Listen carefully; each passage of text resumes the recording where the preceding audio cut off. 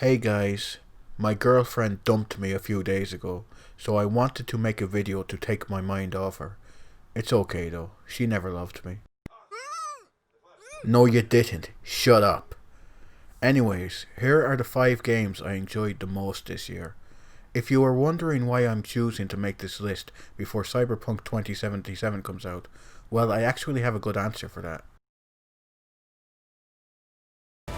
I'll show you what I can do. I am not typically a fan of JRPGs. In fact, aside from the original Final Fantasy VII and Persona 5, I'd struggle to say I like them at all. That doesn't mean they are bad, far from it. They're just not for me. That being said, the original Final Fantasy VII was a transformative experience for me. It was the first time I could remember being completely engrossed in a video game's story. The characters were memorable, the soundtrack was exceptional, and the world was fascinating. Final Fantasy VII is simply one of the greatest games ever made, and that's still true nearly a quarter of a century later. So when I heard that Square Enix were going to be remaking the game for PS4, I could barely contain my excitement. So now that I've completed the Final Fantasy VII Remake twice, I'm very happy to be able to tell you all that the game turned out okay. Listen, the Final Fantasy VII Remake is a fine game. The combat is fantastic. Every character's personality has been nailed perfectly, and the soundtrack is still as mesmerizing as it was 23 years ago. In fact, some of the remixes in the game are just fucking legendary. Looking at you, Airbuster Boss Fight.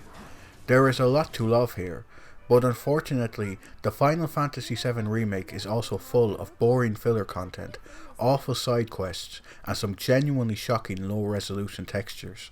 Setting a full 30-hour JRPG in a single location like Midgar just means that the developers have to drag every sequence out for as long as possible, and the game's pacing really suffers as a result. I loved my time with the Final Fantasy VII Remake, but there's still a lot of room for improvement. So here's hoping that Square Enix can knock it out of the park for part 2. Also, Aerith is best girl, fight me. This one kinda came out of nowhere. I really enjoyed the previous SpiderMan game, back when it was released in 2018. It wasn't perfect, but it was still one of the better superhero games I had ever played. Miles Morales somehow manages to improve upon every little niggle I had with the original game. For one, there's just the right amount of side content this time around, instead of the hundreds of repetitive missions the original game threw at you. Miles also has a lot more combat options at his disposal, thanks to the new Venom powers he has access to. Some people might consider the game a little short, but as someone who simply doesn't have the time to pour hundreds of hours into video games anymore, Miles Morales' short but sweet campaign was an absolute joy to play through. There was a long period of time when I honestly thought The Last of Us Part 2 was going to be my game of the year, but then it decided to drag on for another 12 fucking hours. As far as visuals and gameplay go, The Last of Us Part 2 is practically untouchable. This is simply the best looking game I have ever played. Everything from the character models to the thousands of incidental animations in the game have been polished to a mere sheen. It's kinda terrifying to think about how much work must have gone into making a game like this. The Last of Us Part 2 also has some of the greatest third-person combat I have ever experienced in a game. I can't remember the last time I've had this much fun killing people, which is kinda ironic since the game seems so determined to prove to the player that violence isn't the answer at every turn.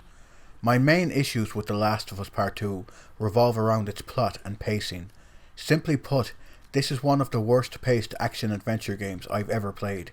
If you thought the first game was long, well then strap in, because the sequel is over twice that length.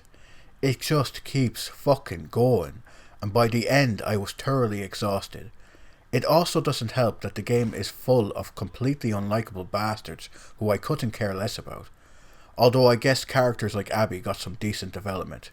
During the first few hours of the game, I wanted to tear Abby's fucking head off.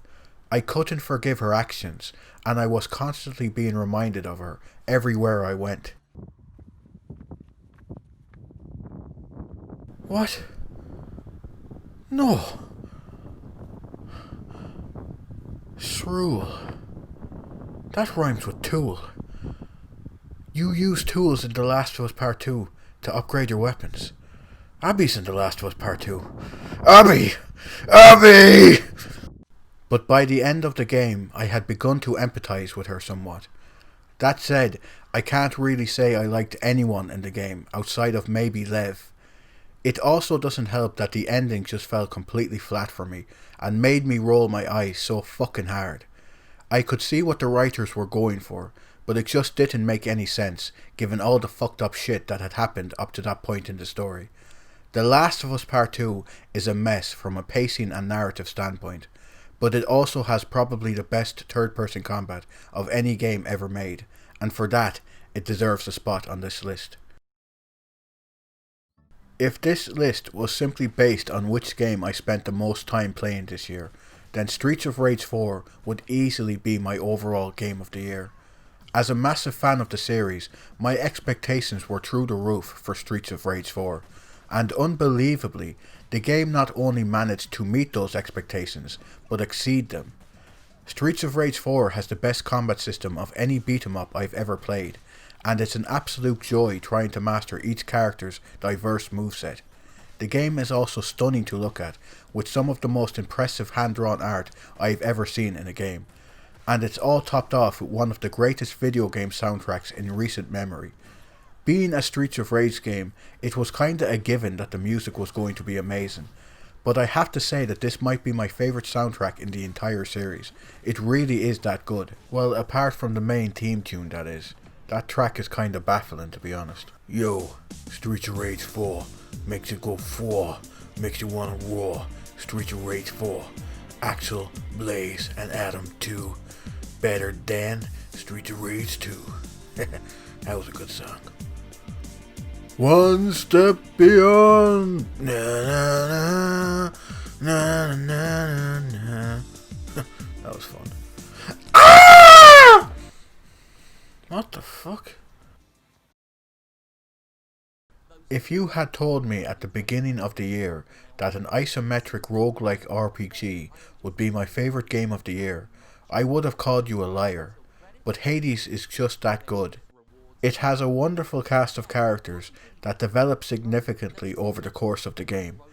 Its combat and loot systems are among the best of the genre, and to top it all off, the game has one of the best soundtracks of the year. Its gameplay loop is so addictive that I've struggled to put the game down, even when I've had other important shit to do. I could spend hours talking about everything I love about Hades, but I think this game is best experienced knowing as little about it as possible. If Hades looks like something that might interest you, then give it a go as soon as possible. You won't regret it.